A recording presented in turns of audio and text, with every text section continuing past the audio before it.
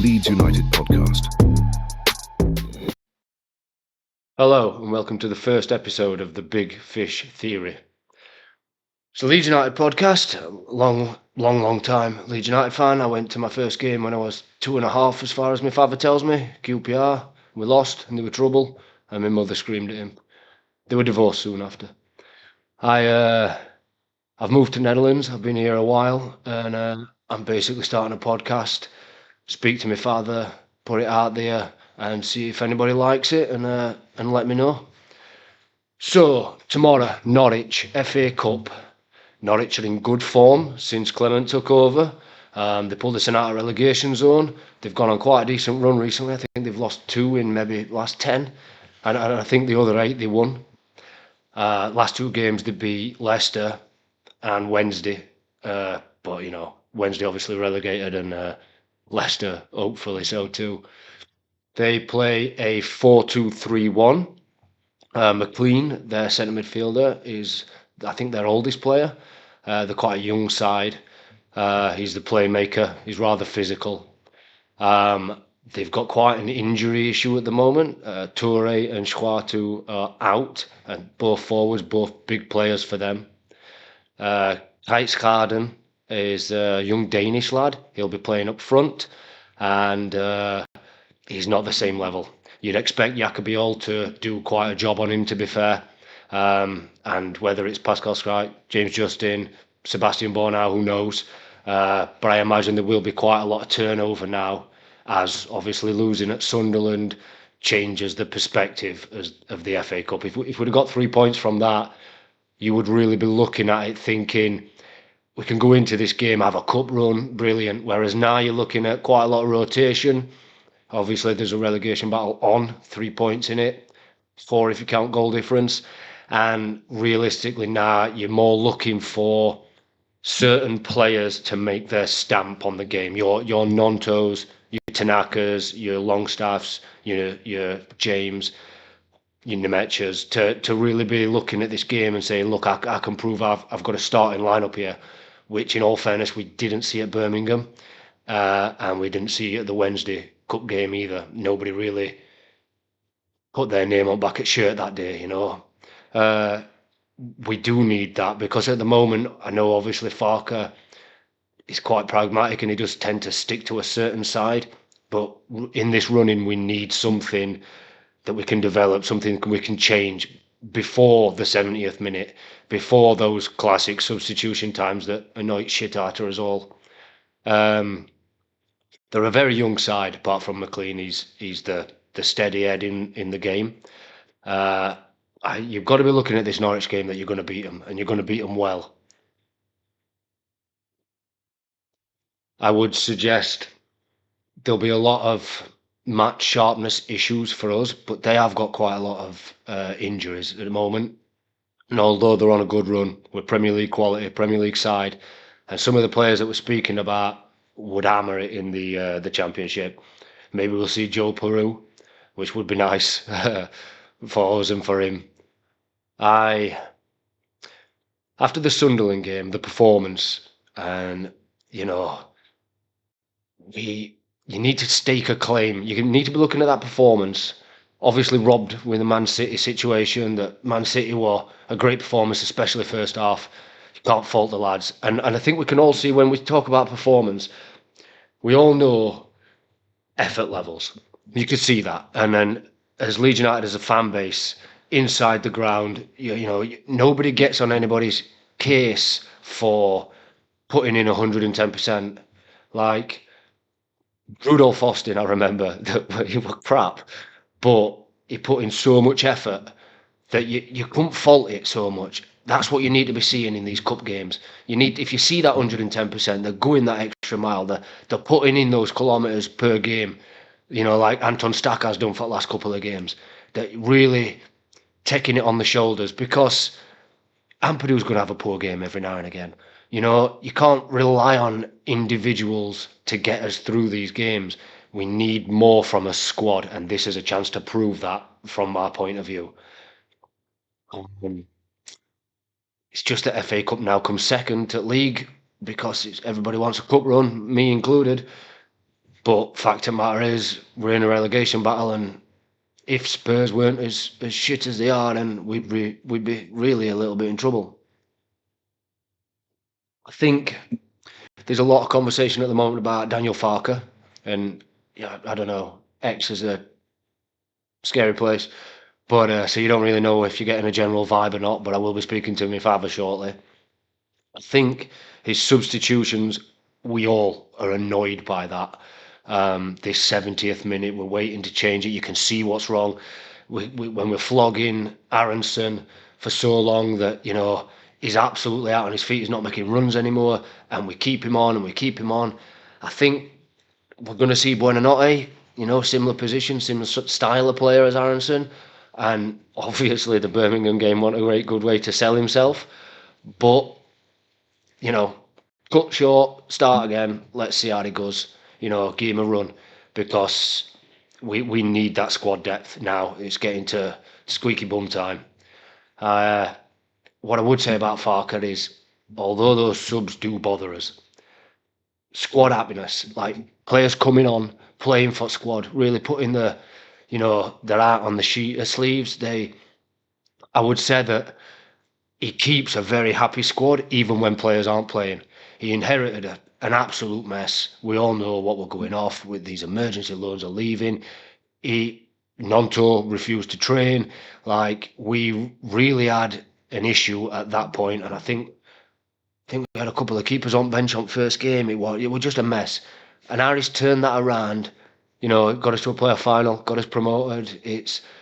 We're doing well. If anybody looks at us playing, I don't think we're in the exact position that we should be. I think with, squad depth, late on, conceding late goals, not seeing games out as, Sunderland did for 88 minutes. You've got to give him that what he's got with free transfers for two strikers, that what we've had to spend and his limitations on PSR, that he's done a damn good job. His pragmatism sometimes is a little bit annoying, but he's grown as a manager after that City first half, that he changed it and he's continued to change it, and he seems to have started doing that a little bit less. But we're playing 4 to 5 formations now that we can interchange, and players know where their running lines are for the most part. I think leadership-wise, he's done a fantastic job, and I'm a very big fan. And in training, energy levels, like, we outrun almost every side in this league. We put in that effort, and when he doesn't change it, you do see it start to impact on the squad, that they start to slow down a little bit, that we don't have quite that energy levels, which is why tomorrow I find incredibly important for this running, because it's not necessarily what happens in the game, or if we have a cup run, or if we get a good Wembley for semis. What it matters is that you can show that there's a squad available for us to go out there, and he can make changes pre-match, make changes with faith that Longstaff is gonna fill the void of Gruev, as that Buonanotte could take up Aronson's mantle. We need that availability to us, because it's going to be a tough run in this, and although we have got an easy run in as such, we've seemed to excel in the harder games so far this season and struggled in the easier ones as it is. I hope you enjoyed this, and if you want to like and share or whatever you do, I don't really know. I've never done anything like this before. I'll try and keep it short and sweet. I'll do a post-match, and then I'll do a pre-match. So like twice a week on average, and then and the section with my father, and I hope we take 3 points. Well, sorry, not 3 points. I hope we go through tomorrow. I certainly hope that we go through within the 90 minutes, because that would impact us quite a lot. And a good performance from certain players. Tanaka were fantastic for us last season. Fantastic. Everybody loved him. There's a player there, I know obviously he had a few rough games, but so did Aronson at the beginning of the season. He stuck by him, and you've got a player that can potentially open up that midfield, that is that creative player that does score goals. That, if you remember, he kept dropping behind at back post, and he scored a couple, but he was always there lurking, and he's not fair to have a crack. Chelsea, Liverpool, he came off at bench and scored those goals. So I'm really hoping for something from Tanaka, and I'm hoping he starts, obviously. I think, yeah, I mean, left back wise, that's it, isn't it? That's going to be a story at season. So poor Goodmanson's going to be knackered. And Lucas Perry back in net because he had a good game against Birmingham. So let's fight for your shirt, mate, because Darlow's not done no wrong. There's a player there for sure. He's a big lad, but he don't control his box. He'll be able to. He's physically able to. He's a big, strong fella. He's a unit. Like, you need to see that progression of players. And one thing that I will say about Daniel Farker is that he progresses players. He gets best out of players. They certainly develop under him. And for the most part, obviously there's a few players that don't, but for the most part, he's very good that way. And yeah, marching on together, and I hope you enjoyed it. Thank you very much. Ray, how you doing? Yeah, fine. Are you, son? You just got back from Boozer. Yeah, just had a few pints. Talked about football in there. VAR, Leeds, usual stuff. Am I allowed to swear on here? I've got to keep it clean. Yeah, you can swear if you want to. So yeah, just talking about Tottenham and Everton, and just a Liverpool fan there, Tottenham fan. Yeah, hot girly fans that don't go and watch them play. Yeah, they just sit down and just pretend they're football supporters, supping the pints, and they'll not be like. What's he reckon? Does he think they'll go down? Yep. I think they're most likely to win. Our last two away games, I think, coming up at Tottenham away, and then we've got. We finish on West Ham. Yeah, we finish on West Ham. So I think we need. We genuinely, right? If you look at our away form, right? Forget away form, forget Palace. With 5 away, 4 at home. To stop up, we have to get, I think, 10 points out of them 4 home games. And if we can do that, we'll stop up. If we can't, I think you're going to need at least 38, 42 points to stop up this season with where things are going. West Ham are in form. Forest, they're a bit of an unknown quantity at present, I think, personally. And then there's us and Spurs. Spurs are on. Spurs remind me, right, us under Jesse Marsh, Allardyce, and all the rest of the crap that we had. That's how I look at Spurs. I was listening to TalkSport yesterday, and they're on about getting rid of Spurs manager after 3 games. That is, we what, in when we got relegated. I can't remember the year now. It's where Forest is. I think Forest are a bit different though. I think Tottenham are on absolute free fall. If you look at teams that go down, it's teams that start to form. Now we've only took a point out of 3, but we're not playing bad. You look at Tottenham; they're playing really poorly, and they're not very good at all. Defensively, they're all over the place, and they were playing actually great at left back, weren't they? And I think he's played about four positions for them this season. They're fine form when we play them. You what? Yeah. Our away form's not very good at all, as you know, and a lot of that I think is probably down to tactics, manager. Sometimes I don't think we've thrown points away that we should have had. I think Everton away. I revert back to that all the time. That game with the effort taking absolutely annihilated in first half. Second half, every Leeds fan in the world watching game could see that it wanted changing, and he waited and he waited and he waited and they scored. And then he changed it, and that last 5 minutes it were all Leeds, but it was too late. And I think that's happened too many times. It happened against Sunderland. That first half against Sunderland, you could see they got a game plan. We played ball down centre. He was crying out for a couple of wingers. And what do? We wait, and they score. And then we put wingers on, and it's too late again. And I think we're in a little bit of a false position. I don't think you have to be brave as a manager and go for it sometimes. And certainly against teams like Sunderland. And I don't think we've been in this position we're in now, personally. Although I do like Daniel Fark, and I do think he's learnt and adjusted. But yeah, Palace away, I don't know. Be lucky if you get a point. If you look at all the away games we've got coming up, right? We've got Palace away, we've got Man U away, we've got Brentford. Not Brentford. Sorry, we've got Brentford to do. We've got Palace away, Man U away. Who else we got? West Ham, Spurs. Who's the other one? Say there's 4 away, 5 home. Yeah, we've got 4 at home, 5 away. What's the other one away? Let's have a look. I'll look at fixture list now. Give me 2 secs. Let's have a look. So basically, I'm looking now. Got my Lido Plus up next to my Leeds matches. Right, so we've got Palace away, Brentford at home, Man U away, Wolves at home, Bournemouth. Now, so if you look at us away games, right, Palace away, difficult game. Man U away, difficult game. You know, Bournemouth away, and then And you Tottenham. will be a tough game. Yeah, do you Tottenham. Last two away games are Tottenham and West Ham. You know, people are forgetting that. We need to win his own games before we go into them games, because if we do, and it's away form. Let's be totally honest. We've won 1 away against Wolves when they were shocking. Yeah. So the most you're going to pick up away from home is probably a couple of points. I can't say he's winning away. But if we'd have got rid of Falcon at that point, we would have ended up with, or earlier than City game, we would have ended up with either Sean Dyche or Nuno Espirito Santo. I ain't got problem. Listen, both ended up swapping clubs, and listen, right. I ain't got a problem with 5, and I don't think he's learned. But I think he's reverted back to where he was.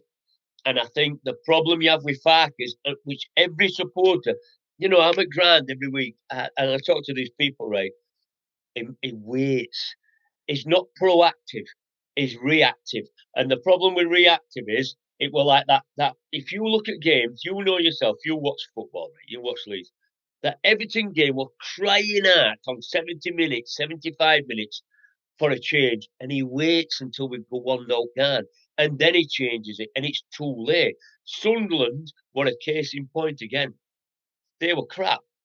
They come with, you know, Sean at half time at lads round me, right? Come with a plan, and it were working. I don't blame Sunderland at all. Not a good luck to them, right? It's up to us to break them down.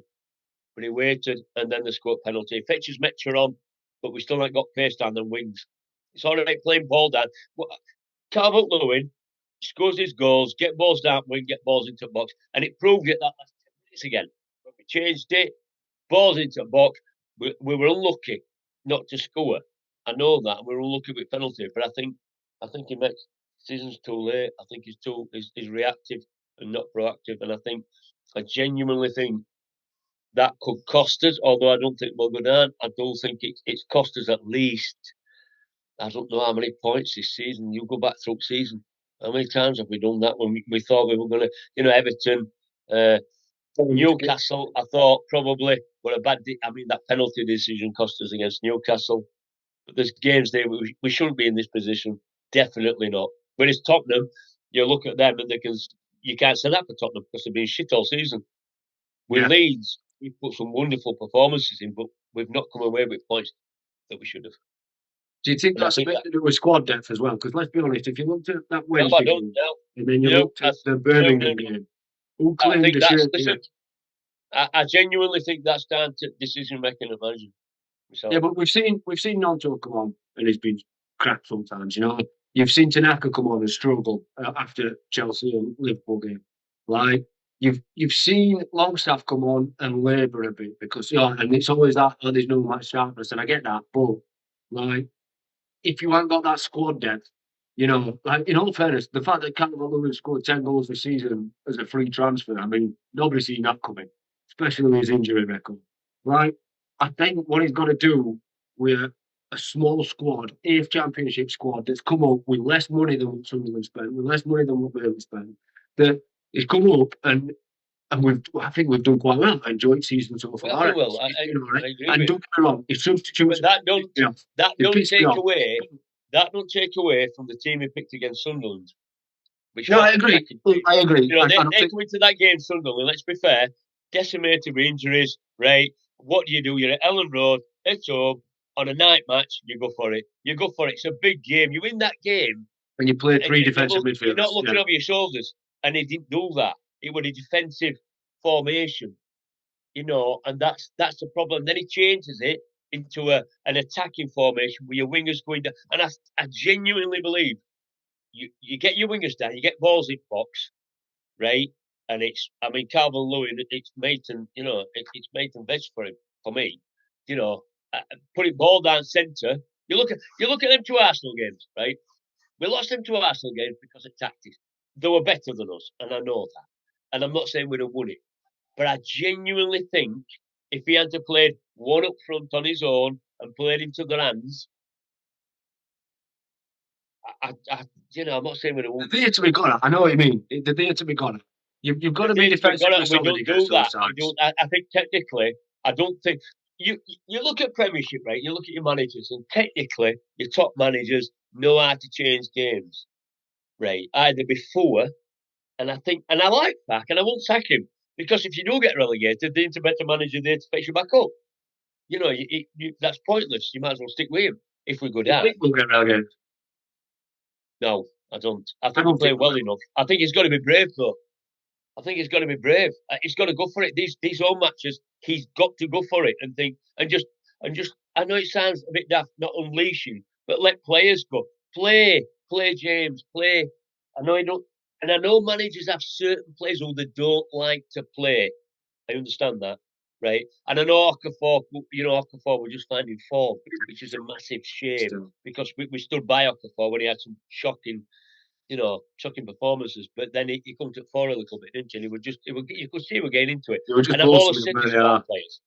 When a player comes to a club, and all supporters will think, all right, he'll just, it's the wife, it's the family, it's the kids. They've all got to settle, and he's got to settle and learn. And I think he will learn, and he will get better as games went on. So we miss him, but we all know Nonto. Let's be fair, on his day, he's a decent player. And when he does sign somewhere, you mark my words, you'll go on and do something to him. I think there'll be. I think Spurs game's bigger than West Ham as it's sizing up. You never know. I agree with you. No, I agree with that. Results. We don't want to go into that West Ham game. We do not want to go into that West Ham game 2 points in it, sir. And if they win, right, we go down. We can't afford that because I can't see us winning. Pressure, big stadium, pressure. It'll be massive on us. We don't want to do that. We need to go into that game 3 points clear. We have a far better goal difference, or 4 points clear, or whatever it is. I think, I just think that'll be a bigger game. But this game week went against us. But if you go a week from now after Norwich game tomorrow, what do you think of Norwich game tomorrow? By the way, that's obviously more important. I think it's Norwich game. To be honest, I think it's just a free hit. I think the problem you've gone about squad depth, and I understand that. I know what you're saying. Obviously, these big teams can fetch these big players on, but it didn't stop us winning against Chelsea, did it? Didn't stop us getting results against Liverpool home and away. So I don't think we have a decent side. You're going to Tanaka. People cry out for Tanaka is on bench. Nonto's on bench. James is on bench.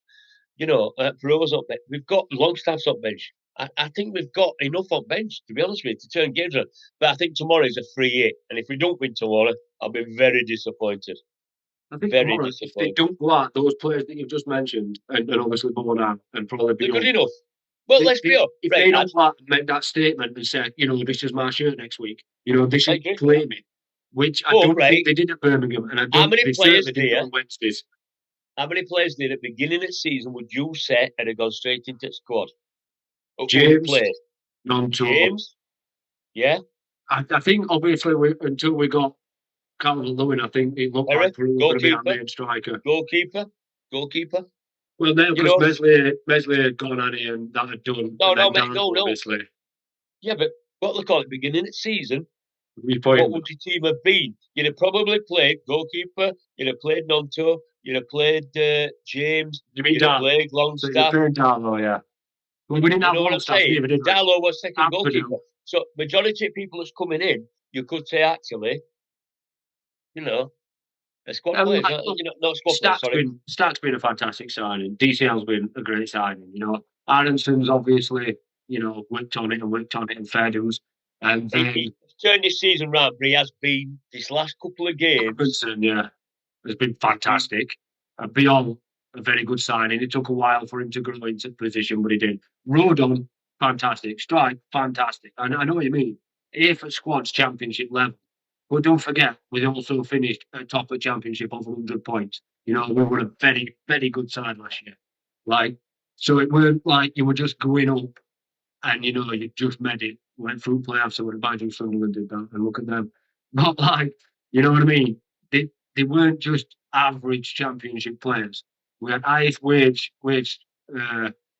costs in the league. And I think, if I recall right, highest wage cost that's ever been in league. So they were fringe Premier League players already that we were taking up with us, you know what I mean? And then we've ended up with some quality. We didn't know our staff were going to work out. We didn't know Okafor up until still now in our eyes going to work out. But Calvert Lewin and Lucas Mecha, I mean, what's Mecha got? 6 goals? 5? So you're looking at 15 goals for 2 free transfers. I think we Okafor, right? I don't think a lot of these players that come up, they do need time to settle, because people think, oh, they're coming to the side, but they have to learn. They have to learn, you know, tactics. They have to learn formation. But also as well, they're fetching the wife. They're fetching the wife and the children. They have to go to schools, and players have got that pressure on them. It's not just a case of just coming in and playing like the play. I don't, and I think we Okafor, you know, it was frustrating at the beginning of the season, but you can see gradually his last few games, and it's a shame he got that injury, because I do think we might have had a couple of results if he'd have played. You know, if he'd have played him, because he would just you could see him feeding into the side and learning. He was working harder as well. That work ethic, you could just see. The defensive work rate definitely improved. Yeah, his attacking mid as well. I mean, I know he won't score a lot, but he was a better player when he had injury than he was 3 or 4. Well, probably 3 or 4 weeks ago, actually. Yeah, he started tracking back. He was starting to pull down on you know, left into play a little bit better with Goodmanson. But I think Willie O'Neill could do a job there every day, and I think he proves when he comes on. Apart from obviously, you know, weekend he misplaces that pass straight away, same as what James does. But then you see this attacking prowess. I totally agree with Sisto. I just don't think there's a better manager that Leeds United could have got. We in this season. I agree with you. No, I agree with you. I think the thing is, right, teams come up and it's learned and it's grown and it has grown. And I think Farkas, but I think he has reverted a little bit. I think as a manager you have to be brave. I agree. Yeah, you have to be brave. And like Everton away, I revert back to Everton away, but that was 2 points thrown for me. And I know Everton fans will be going, well, actually, we turned it round second half. You turned it round because you changed team. But then you become proactive and you think, oh, he's changed team, let me change. And he didn't do that, Fark. He waited until they scored. And every supporter watching that game could see where the game were going. And then they should have won it. They crossbar, if you remember. And then when he changed it late on, it was just us for the last 5, 7, 8 minutes, whatever it was. I thought, oh, we might score it. But then it was too late, which is exactly what happened against Sunderland on Tuesday night. Exactly what happened against Sunderland is that everybody watching the game could see where the game was going, and then they scored. They had one chance on target, one. That was penalty, right? And I saw stats of the day where after 100 and I can't remember 100 and something minutes, there were actually 50 minutes played at game, 50 something minutes. Yeah, which is still not the lowest. Well, what I'm saying is, with Arsenal did worse. We what's it called? With Brighton. Did you watch Ursula's interview? Yeah, I saw it. But the problem is, with Fark, I don't think that. I don't think that he just waits a bit too long to make his substitutes. And I think Sunderland, I was talking to lads at half time, this needs changing. You can see what's happened there. You know, they're playing deep. They've come for a point, which they had. You know, so you have to, as a manager, and I know we moan about penalties and we should have had this, we should have had that, but it's a manager's job to change that game. And he left it till late again. And then we looked good. And we thought, oh, we might get something. We did, you know, he missed header later on and one or two other things. But that game should have been changed earlier. I know he fetched Metcher on, but we needed width down either side. We could all see that. But and then because results went against us, West Ham won, who got lucky. I saw the game against Fulham. You know, they're not in that game really. Goalkeeper makes a mistake. Have you seen that? You saw it. So goalkeeper makes a mistake. They win 1-0. Forest get a surprise result, and then suddenly you ain't shit again. Yeah, I mean, Forest weren't very good in that game. Just you know, they scored from Julius and the story, and then City didn't. They're pulling results out though. That you know that if you look right, we did it, didn't we, last week? You look, you think, oh, 3 points here, 3 points here. Now everybody at Sunderland down as 3 points for Leeds. Yeah, And but that's we gone. had Farker Everybody being looking at that sacked after the game. Man City game. Yeah, but everybody in that game, in that what they call it, beginning of the week before we play Man City, they looked at West Ham at Fulham and thought, Fulham's on form here, they're fighting, they're going to win. Man City will win. Tottenham, I don't know, but and everything went against us, and we lost. You know, the game that we should have won. You've got to win them home games, and we don't. If we do get relegated, when you look at Leicester today, I've been looking at the table. I think Leicester in bottom 3. I know they've got 6 points, whatever it was, deduction, but you know, so it's not that Southampton. Last game they lost with Norwich. Last game they lost with Norwich. They lost 2-0 to Norwich. Yeah. So if we get relegated, it's not going to be that easy to come back up again. I think. And I was talking to lads as well. Right, if you look at it next season, if we can stop up, right, you've got Coventry coming up, Middlesbrough coming up, and then Millwall. They're playing really well. They have a chance. They beat Hull today, didn't they? They like Hull today. But if you look at that, whoever come up, you've got to be looking at yourselves and thinking we can stop up and build on what we did, because that bottom, that top 3, it's going to come up. Can you see anybody out of Coventry, Middlesbrough, Millwall? Who else is up there? Financially, Millwall have no chance if they win. Coventry probably struggle quite a bit. You know what I mean? So if you can't stop up he'll get a promotion and then he'll switch jobs when he in summer. Next season, then you're going to think, well, actually, then it's going to be an easier season this season. Because you tell me now, who do you see bottom 3 now that there is? Well, obviously Wolves and Burnley. I think Wolves and Burnley are down, but I think Spurs will go down. Wolves and Burnley, right? But you didn't look at that. Everybody thought Sunderland were going to win. They're going about managers at year, right? And they'll get Arteta. We all know that, right? Which that's wrong for me, because you look at Sunderland, who everybody thought, you know, how many points were they off Sheffield United? 17, so it's stupid like that. Yeah, they were miles. And then they'll look at it, play a final, and he turns them round. He puts them into, you know, they're on 40 points. Spend some money on. Like, you know, ownership invested. He's right. He's done all right with it. So you have to look at that. And that's similar to say, Arsenal doing what they've done. I ain't got a problem with it.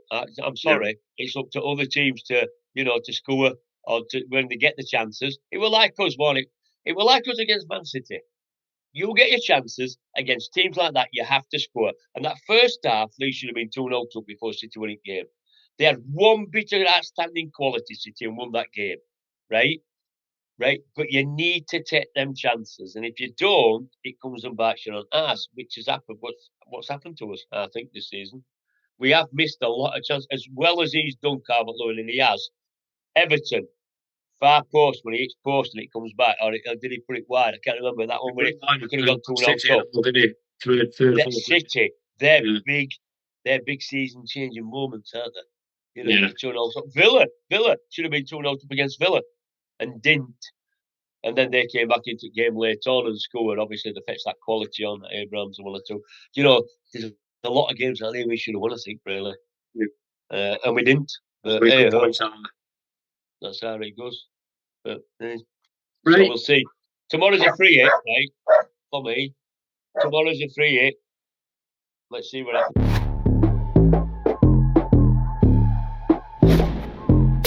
The Big Fish Theory, a Leeds United podcast.